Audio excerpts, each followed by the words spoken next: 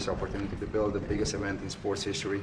I also want to thank God to give us this beautiful day and to give us the opportunity to experience how it feels to be in our Oval Office. So it's going to be amazing, and we want to thank you for this opportunity. Thank you very much.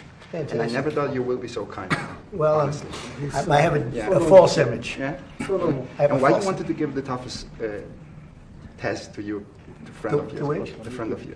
You said he's friend of you. Oh, You yeah? wanted to give him the You know, hardest that's what I test. want. I do want to give. I want to give the hardest test. Is right. We're going to give the hardest test, and actually, each one of you are fighting your hardest test. I think, right? Yeah. How do you think you know your opponent very well? Very tough. I know him. How do you Very think? tough opponent. Do you feel good? Very good. What are your chances of winning? Me? Yeah, I have complete faith. 100%, right? 100%. That's why you're here. And they believe that too. You are fighting the only American champion on here. You're kind of going to be a little bit of the bad guy, right? Like, is there a preparation for that? I or- don't feel that way. I No? don't feel the way that I'm the bad guy.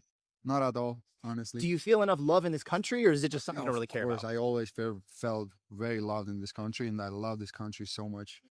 Now, obviously, I imagine the president probably has a preference what he wants, right? He wants the American, probably.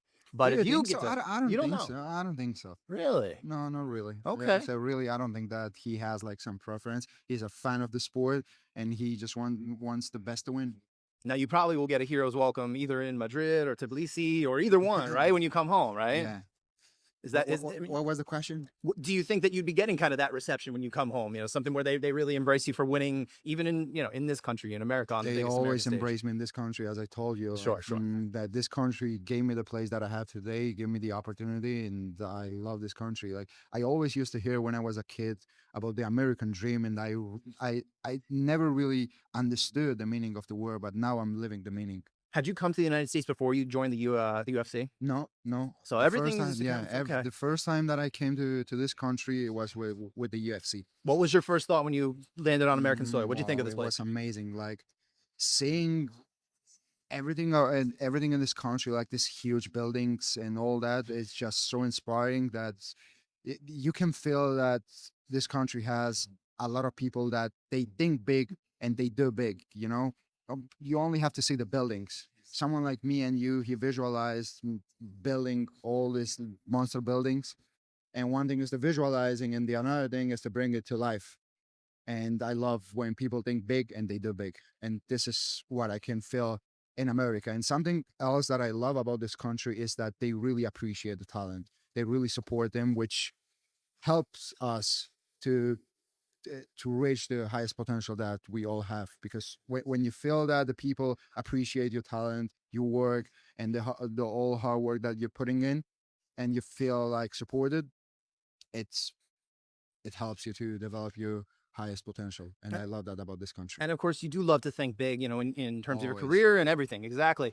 You kind of looked at, and you said this the other day, you look at Justin Gaethje as a gift. That was the word you used. Are you? Listen, maybe it was too much to say that it was a gift, because he's not a gift. He's a legendary fighter. He's a Hall of Famer, and I'm actually a huge fan of his. Like I love to watch all his fights. I have all the respect to him, but I just feel that I'm way better than him. That it's my time, and I just have to do my thing. So it is confidence, not overconfidence. Exactly. It's Okay. confidence.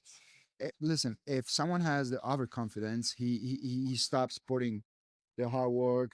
He's not doing that much, and I take Justin very seriously. I'm working my ass off, and I'm sorry for the expression, but yeah, like I'm working really hard because I know that I have a very tough opponent in front of me. Sure. And again, you talk about thinking big, right?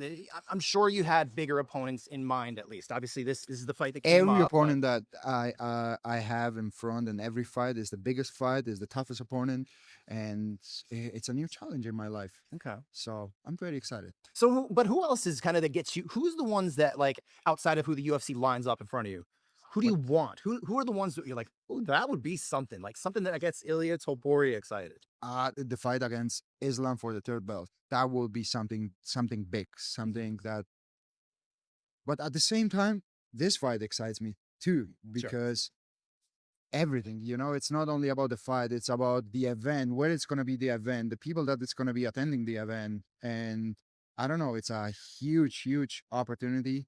We are gonna have a lot of eyeballs on us, and I'm very excited too for this one. Very, very excited. And it is possible that should one of you fall out of it, Armin Sarukian is serving as the backup fighter for this one. Listen, whoever. The only thing that I know that I'm gonna be present that night. Whoever they want to put in front of me, I'm gonna be there, and the result is gonna be the same no matter who's gonna be in front. Well, I think we probably assume everything's going to go according to plan. The fight will go on as planned. Where does that leave Armin as far as the picture? I mean, is that someone you want to be lined up against you next? It seems like there's a lot of momentum behind him in his own Listen, career, too. never ever in my life I never choose any of my opponents. I always used to receive the call like, Ilya, we want you to fight this guy on this date, and I always agree. So whoever they tell me that is next, I'm gonna fight the next challenger. Let me go back to Islam, though, because you brought him up. Yeah. How likely do you believe this fight is? Is this inevitable? Will you guys definitely fight? Or are you not sure? How close is that fight? Yeah. How do you think? It's very close with the UFC. You never know what they are planning to do. You know, who would imagine that they would make an event in the White House? So everything is possible. Now,